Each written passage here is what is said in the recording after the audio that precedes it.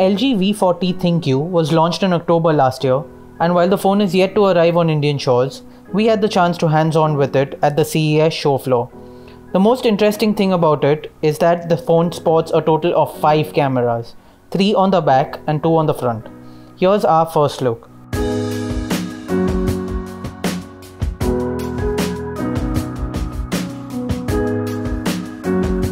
The LG V40 ThinQ sports a 6.4-inch QHD Plus OLED full vision panel with a 19.5:9 aspect ratio and Corning Gorilla Glass 5 protection.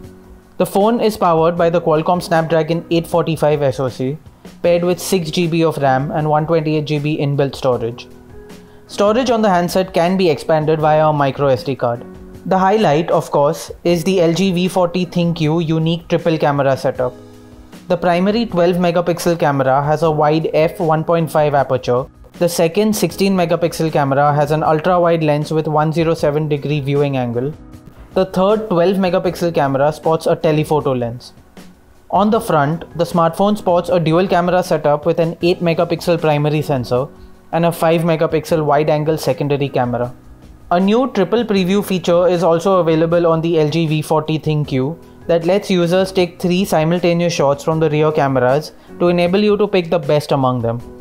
The rear camera setup also comes with dual phase detection autofocus, HDR, and an updated AI cam mode.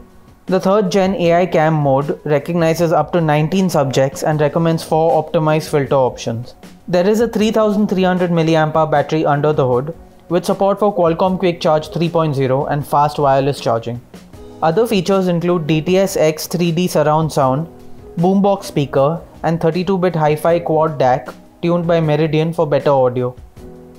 LG V40 ThinQ price starts in the US at $900. Thanks for watching. For all things tech and the latest in CES news, log on to gadgets360.com.